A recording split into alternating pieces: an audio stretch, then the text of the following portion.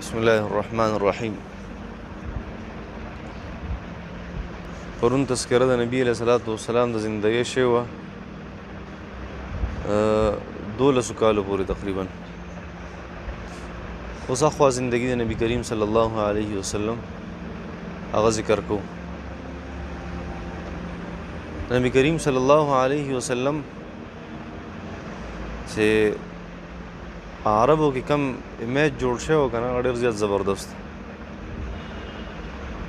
مطلب تاسو بار بار ویلي صادق اور امین، خلکه به دا رښتونی هم دی او امانتدار هم دی. په دې کې نبی کریم صلی الله علیه وسلم ډېر زیات مشهور. یاد ساتئ ځان سره دا صداقت نه دی، دا رښتیا ویل، د دې نه بل لوی عمل نشته. د تمام ګناهونو جړله دا دروغ دي. دروغ که ختم شي ټول ګناهونه به ختم شي. نبی علیه صلات وسلام فرمایل زما امت هغه هر ګناه کولی شي خو دوه ګناهونه نشي کولی. یو دروغ نشي ویلی، یو بددیانتي نشي کولی. پردی امانت او پردی څیز استعمالولو بې اجازته یا پردی څیز پټولو دې ته بددیانتي وایي.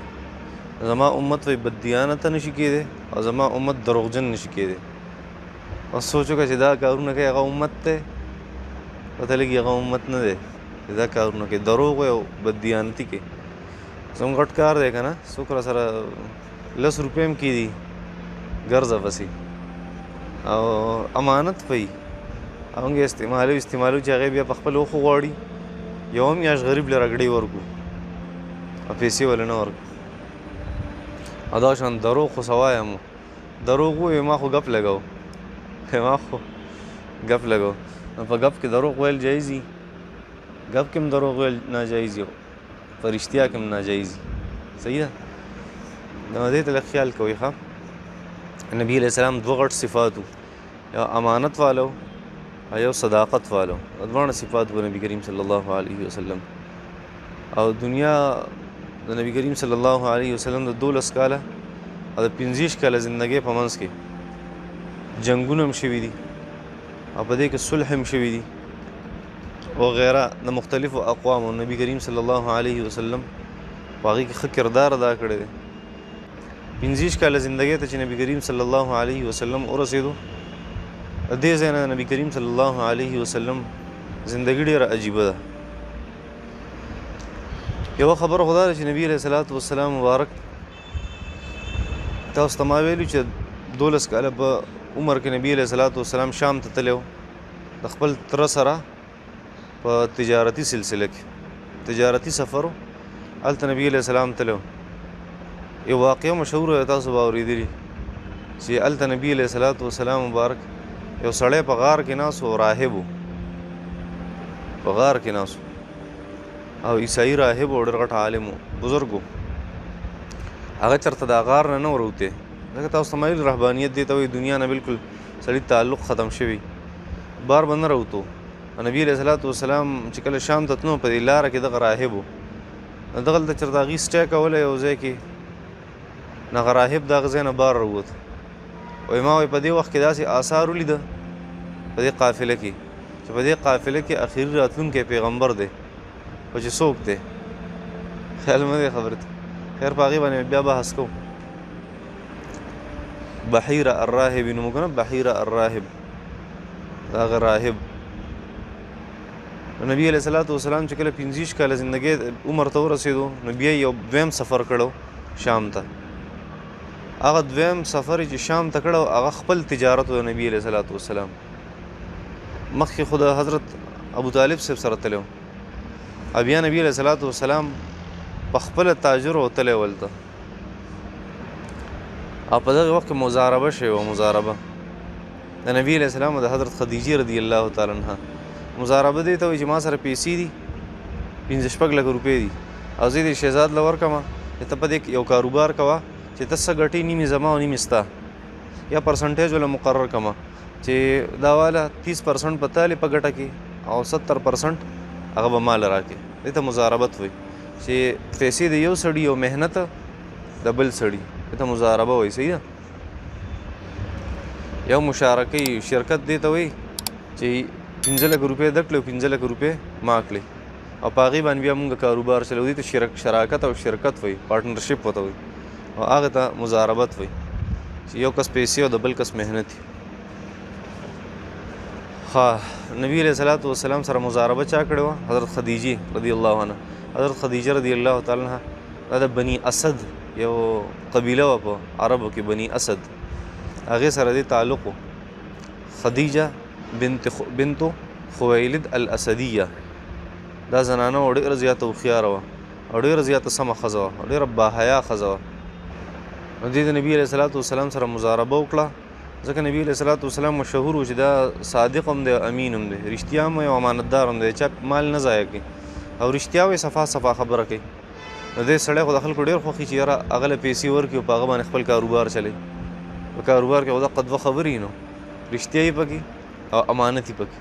نبی علیه الصلاۃ والسلام له پیسې یو څه بل سامان تجارت هغه ورکړو او لاړو نبی علیه الصلاۃ والسلام شام ته.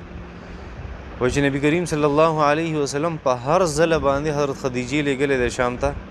وایي دومره ګټه یې راوړې ده چې دونه ګټه چېرته چا په زندګۍ کې نه وه راوړې. د هغې په نور مې اعتماد پیدا شو.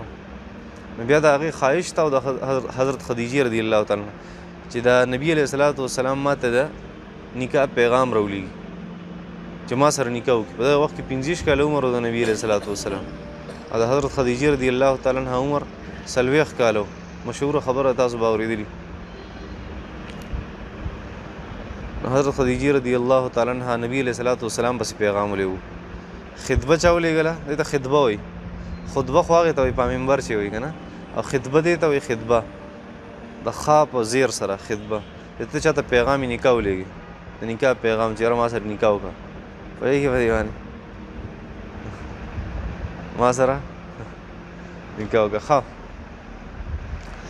نبی کریم صلی الله علیه وسلم خپل تره ته وي ابو طالب صاحب ته، او ابو طالب صاحب هلته لاړو او د نبی کریم صلی الله علیه وسلم نکاح یې وتړله. او داسې خطبه حضرت ابو طالب صاحب ویلې وه که نه. ابو طالب صاحب غیر مسلم و، ښه څه غیر مسلمه، د مسلمان او د پیغمبر نکاح تړله. پوهېږي کېږي که نه صحیح ده. ګوره خطبه ویلې وه حضرت ابو طالب صاحب او په هغې مجلس کې نبي علیه السلام حاضر و. زمونږ رواج دا دی چې مونږ وایو الک په ګورې هلته نه ځي، دا خو شرم دی، الک په هلته نه ځي. نبي کریم صلی الله علیه وسلم په مجلس کې په خپله ناست ځان سره حضرت ابو طالب صاحب بوتلو. ابو طالب صاحب خطبه ووي او حضرت خدیجه رضی الله تعالی عنها نبی علیه الصلاۃ والسلام ایجاب وکړو، حضرت خدیجه رضی الله تعالی عنها قبول وکړو، خبره یې قبوله کړه. اسانه خبره، ساده ساده.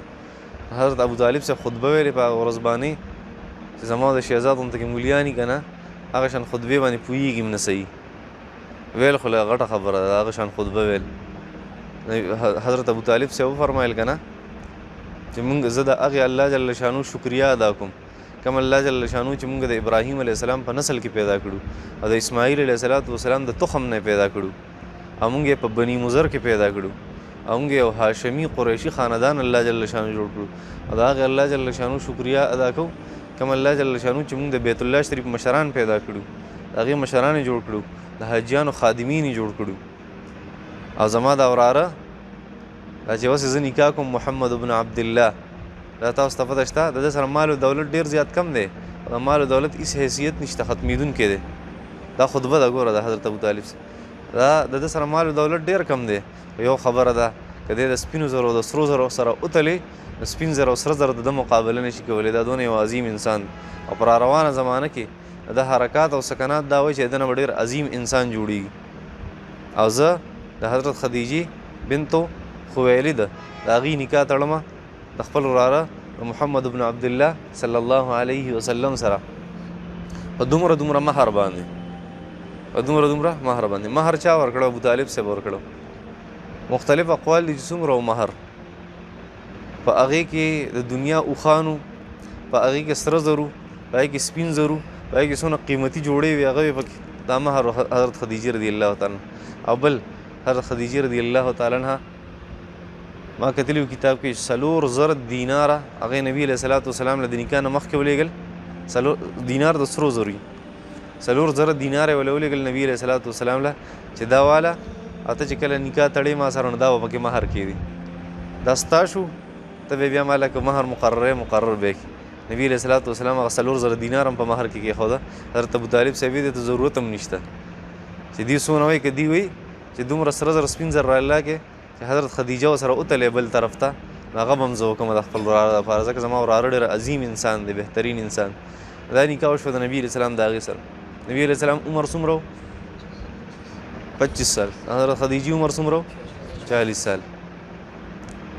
قصه الټه پکار وه چې نبي علیه السلام د 40 وې او حضرت خدیجه د 25 وې، څنګه چې زمونږ ترتیب دی. ستا د ښځې څونه عمر دی؟ ستا نه څونه کشره ده؟ او ستا هغه 3 کاله کشره ده. ستاسو هغه کمزوري ده. تاسو څو؟ 8 کاله. ستا هغه 2-3 کاله وي؟ 7 کاله. ماشاءالله. اجي صاحب 4 کاله.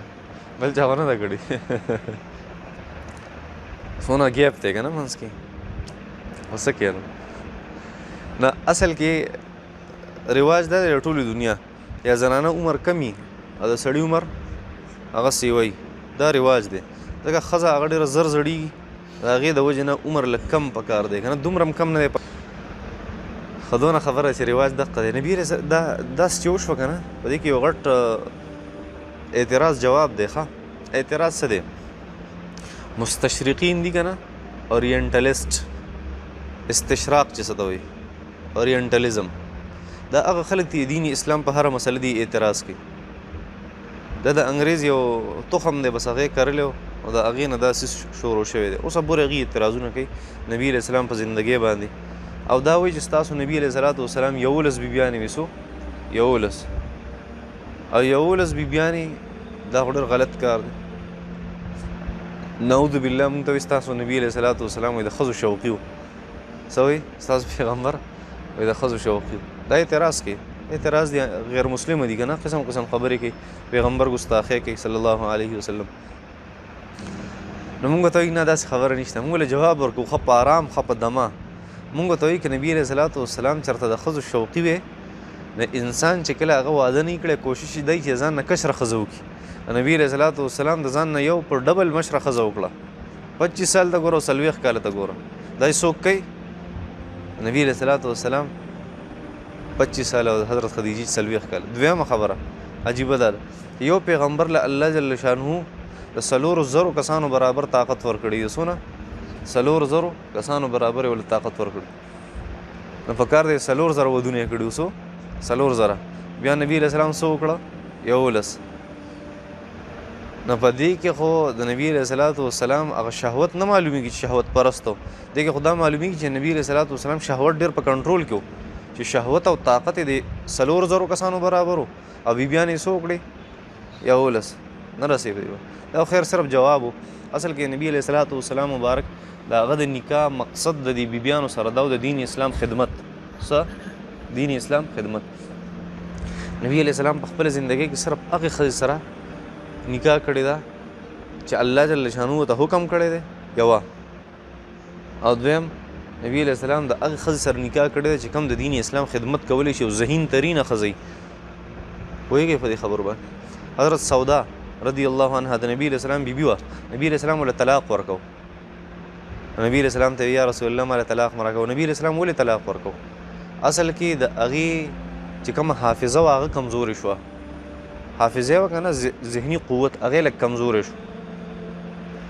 نو چې کله ذهن کمزوری شي بیا خو هغه شان د دین اسلام خدمت نه کېږي. هغه احادیث مبارکه نه یادېږي سړي ته یا یو زنانه ته. قرآن هغه شان نه یادېږي څنګه چې پکار وي. نو ذهن یې کمزوری شو. نبي علیه السلام اراده وه چې دا زه د خپلې نکاح نه وباسم. ځوانه وه، څه بوډۍ خو نه وه. نبي علیه السلام ورته وفرمیل تاله زه طلاق، او ښکلې هم څه بدرنګه هم نه وه. نبي علیه السلام وایي تاله زه طلاق درکوم. یا رسول الله وایي ماله طلاق مه راکوه. خیر دی زما چې کم وخت ما سره تېری هغه هم ماله مه راکوه. هغه چې ستا کومه بیبي خوښوي هغې لی ورکه، او کم له ټایم ورکول پکار دي چې هغه دین اسلام خدمت وکړي، هغې له هغه ټایم ورکه. ما د خپلې نکاح نه مه وباسه د دې دپاره چې د قیامت په ورځ ستا په نکاح کې یم، قیامت په ورځ ستا سره یم. نبي علیه السلام ورته ټیک د خپلې نکاح نه مینه سته. حضرت سودا رضی الله تعالی عنها نبي علیه الصلاۃ والسلام د حضرت خدیجې سره لومبی څه وکړه؟ نکاح وکړه. دې دپاره چې حضرت خدیجې نه الله جل شانو ډېر غټ کار اغوستو. نبي علیه الصلاۃ والسلام باندې وحي راغله که نه، وحي نبی علیہ الصلوۃ والسلام ډېر سخت ویرېدو لومبی وحي چې رالی اقرأ باسم ربک الذي خلق. نبی علیہ الصلوۃ والسلام د غار حرا نه راغی ځان یې کمبل ته ما باندې کمبل راواچوي زه مرمه. نبی علیہ السلام فرمایل ځکه ناشنا کار شوی و چېرته داسې نه وه شوی مخکې. نو په دغې وخت کې څوک بیبي وه د نبي علیہ السلام؟ حضرت خدیجې بیبي وه. څه یې ورته وایي نه نه ته به نه مرې، ته خو د غریبانانو مرسته کې، ته خو د غریبانانو ډېر په کار راځي، ته خو د خلکو د میلمنو ډېر خیال ساتي، ته خو ډېر یو همدرد او نیکدله او سم سړی، تا به الله جل شانو په دونه عمر کې نه ضایع کوي. راځه زما د تره زوی دی ورقه ابن نوفل، د هغه خواله به لاړ شو. هغه یو لوی عالم دی او د هغه سره به خبرو. هغه ورته څه وي چې هلته یې بوتل، هغه ورته وي چې دا خو هغه فرشته په تا راغلی کومه چې حضرت موسی علیه السلام باندې راغلی وه. دی به د روانې زمانې اخري پیغمبري او کاش ای نبي علیه السلام چې زه ژوندی وې او تا خلک د مکې مکرمې نه وباسي او زه ستا مدد وکړم، خو زه به پته نه لګي چې ژوندی یم که ژوندی به نه یم. نبي علیه السلام ما خلک هم وباسي د مکې مکرمې او وایي دا دونه رذیل قوم دی، دې ته چېرته هم پیغمبر راغلی دي په آرام نه دی پرېښی، دې ورته تکلیف ورکړی دی. دی ورته ووي نو ګورې که نه زنانه د زنانه حضرت خدیجه رضی الله تعالی عنها او نبي علیه السلام باندې یره راغلې او تسلي وله څوک ورکوي؟ زنانه ورته ورکوي. زنانه داسې صحیح ده زمونږ خو زمونږ زړه غورځوي څه وایي هله لږه بیماري راشي رنګ یې تباه شوی دی سړی بلکل پرېوت دی ختم دی. د پلانکۍ خاوند هم داسې وایي بیا لاړو داسې وایي که نه د پلانکۍ خاوند هم وایي داسې وایي لاړو بس بیا ختم شو. پلانکۍ ښځه هم وایي داسې وه، پلانکۍ سړی هم داسې و او بس په دقې بیمارۍ کې هغه تللی و. دلایل اوسه مثالونه پیش کوي. خانه دا د نبی علیه السلام دونه عظیمه بیبي وه چې په پیغمبر له څه ورکوه تسلي ورکوله. پیغمبر چې دونه یو لوی حیثیت وي هغې وله تسلي ورکوله. دین اسلام دونه لوی خدمت حضرت خدیجه رضی الله تعالی عنها کړی. نبی علیه السلام وایي دونه محبت د حضرت خدیجې سره که نه بیا وفات شوه. نبی علیه السلام نورې بیبیانې راغلې. حضرت عایشه رضی الله تعالی عنها فرمایي د نبی علیه السلام په بیبیانو کې ټول نه زیات محبت زما سره ځکه دا ټول نه کشرم وه او بله خبر د ابوبکر صدیق صاحب لور وه او د دین اسلام ډېره حصه دې ته یاده وه. زموږ د دین اسلام درېیمه حصه علم چې دی هغه د حضرت عایشې نه موږ ته رارسېدلی رضی الله عنها. صحابو ته مسله راغله حضرت عایشه رضی الله تعالی عنها خواله بتله. داسې لویه عالمه وه نبي علیه السلام بیبي ځکه د نبي علیه السلام ورسره ډېر محبت. نبي کریم حضرت عایشه رضی الله تعالی عنها فرمایي چې تاسو ته پته شته زما سره د نبي علیه السلام ډېر محبت دی.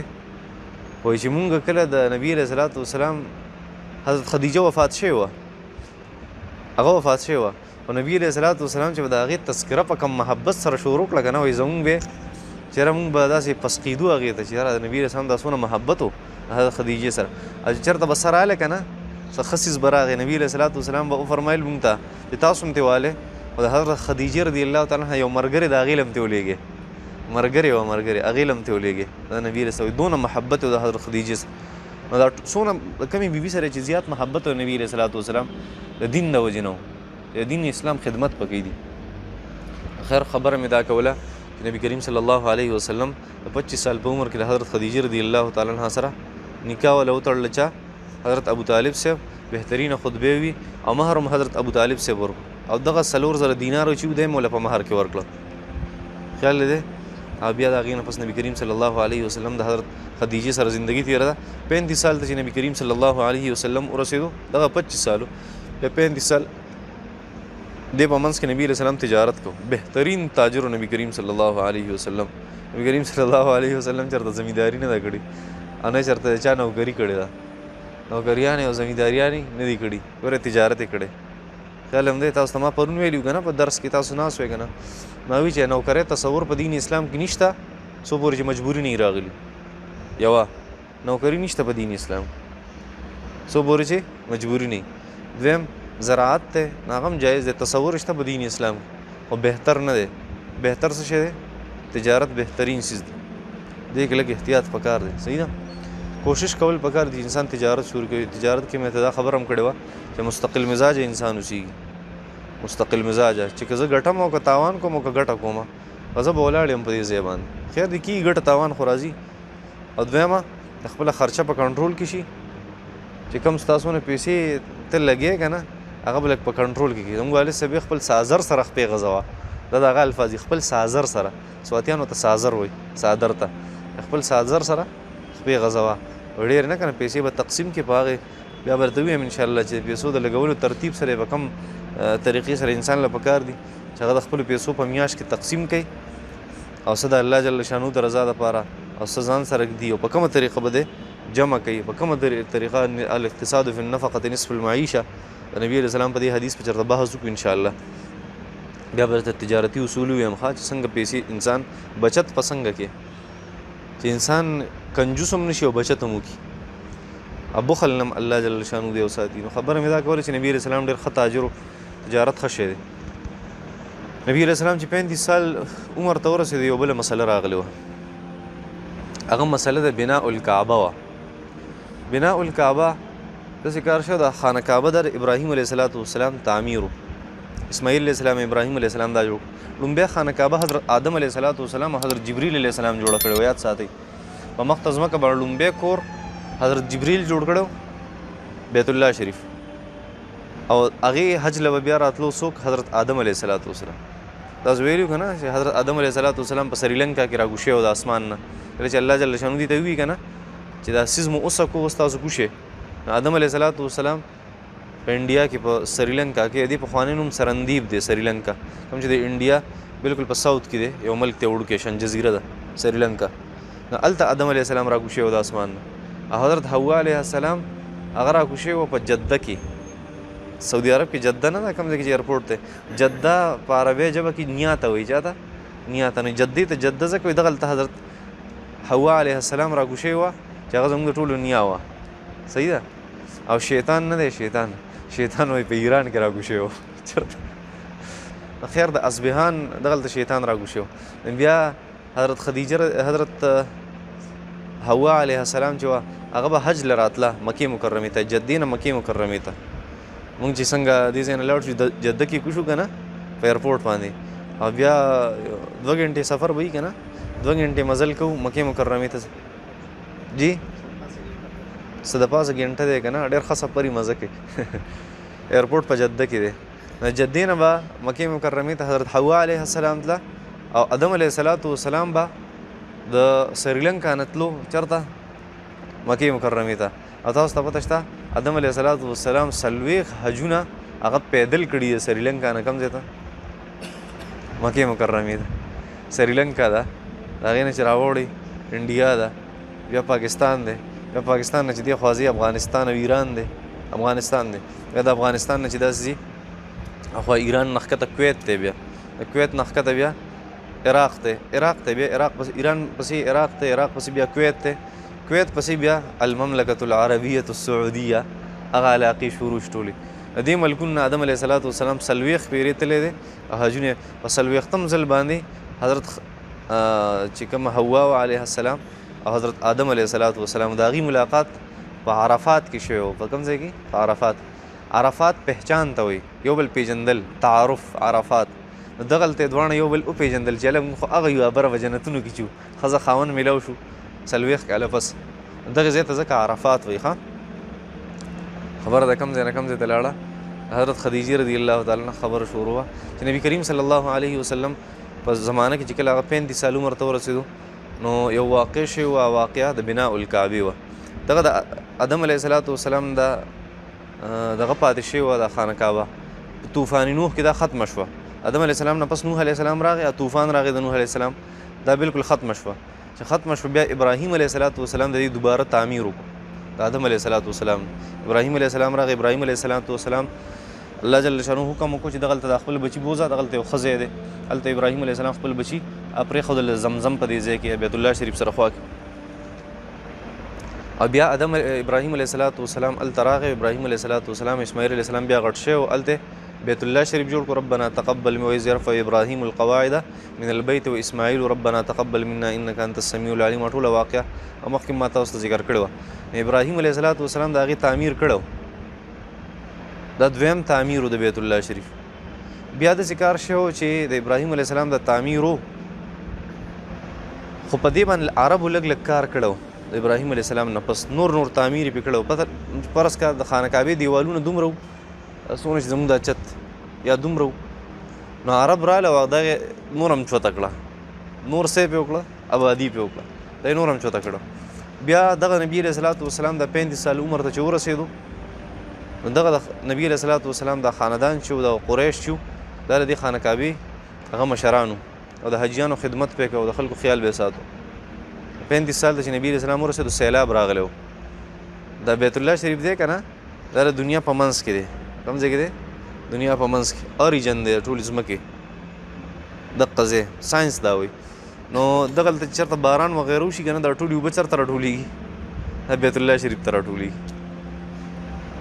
اکثر سیلابونه چې راشي تاسو به بار بار کتلي زما په زندګۍ کې ماته یاد شي په دې کې سیلاب راغلی او ډېر نقصان یې کړی دا دغه چې کوم دی دا اوبه دا خلک به پکې په لامبو ګرځېده که نه په بیت الله شریف کې دننه دغلته اوبه ټولې راجمع کېږي اصل کې اوس خو زما په خیال سیسټم یې کړي دي چې اوبه ته ډېر په دغه وځي خو بیا هم چې باران کله ډېر زیات شي نو مسلې جوړېږي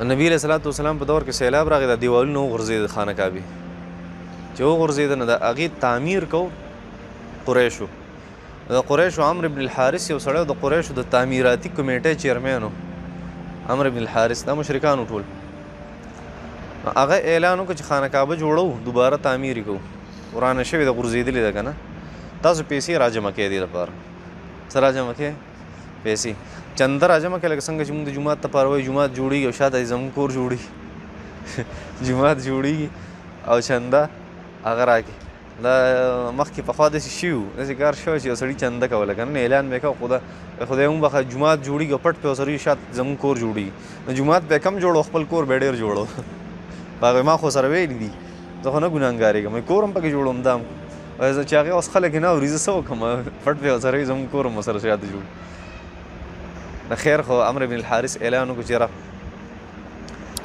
تاسو کې څوک چنده ورکوي چنده به راکړې یو خبره به یاد ساتئ دا د الله جل شانو کور دی نو په دې کې کومه زنانه چې بدکاره زنانه او پیسې ګټي په زنا باندې هغه به موږ له پیسې نه راوړي ځکه دا د الله کور دی ګنده پیسې پکې موږ نه لګو کم خلک چې جوارګري او سودخواري هغه پیسې نه راوړي مشکوکه پیسې موږ په بیت الله شریف کې نه لګو نو ټولو خلکو چنده راوړه خو هغه خلک چې هغه غلط خلکو د هغې پیسې پکې نه لګولي دا بیت الله شریف یې جوړ کړو نو کوم خیال کړی که نه د بیت الله شریف سره د خانه کعبه چې ده دې سره خوا کې یو نیم شانتې دیوال دی نیم دې ته حطیم وایي دا د دقې خانه کعبې دیوال و خو دا نیم ولې پاتې شوی دې سره نورې پیسې حلالې نه وي نو دا دیوال یې په دې ځای باندې پرېښی و حلالې پیسې ورسره نه وي مونږ خو حلال او حرام نه ګورو په مدرسه کې هم لګو په جوماتونو کې هم لګو په دې او خېټې ته هم ورچوو په خپلو بچو هم لګو هغه د مشرکانو څوک وو مشرکانو او بوتان پراته په بیت الله شریف کې 360 بوتان پراته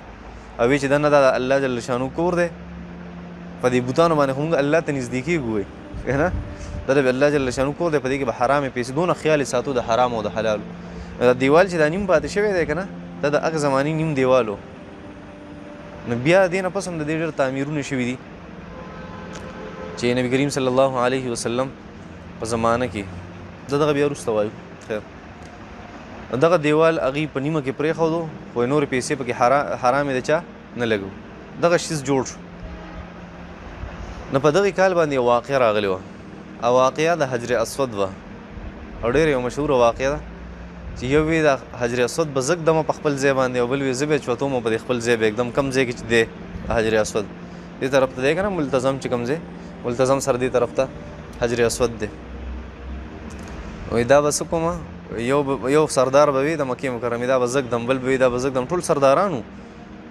ښه قبیلو والو چوت چوت د هغې ټولې وي چې دا کاڼې به مونږ ږدو دغلته بس بیا یو شرط ولګه وایي سبا خانه کعبې ته څوک راغلی که نه د وخت له ټول نه سار وختي وایي هغه سړی به کاڼی رالي حجر اسود او په دې خپل ځای کې به یې نصب کوي د هغه په لاس به مونږ دا نصب کوو چې سبا ټول رالی چې ویې که ته نبي علیه صلات وسلام د ټول نه مخکې دا 35 سال عمر و د نبي علیه السلام دا د هغې واقعې ده زه کوم نبي علیه السلام راغلی او بس ورته یې ویې چوتې که نبي علیه صلات وسلام یې نه دا طریقه ټیک نه ده ټول سرداران چې د قبیلو څونه دي هغه راټول شي راټول یې کړه بیا خپل صادر مبارک هغه خور کو کاڼی به کېښوده وایي ټول د سیډونو نه دا ونیسئ او هلته یې راوړئ نو ټول یې په هغې کې څه کړه د خلکو هغه په زړونو کې هغه نور موقت ته نبي علیه صلات وسلام هغه پیدا شو نبي علیه صلات وسلام ته چې بیا نبوت میلاو شو 40 سال په عمر کې نبي علیه صلات وسلام څه وی نبی علیه صلات وسلام نه خلکو انکار کو تا نه منو نبی علیه صلات وسلام ته وفرمایل چې ای خلکه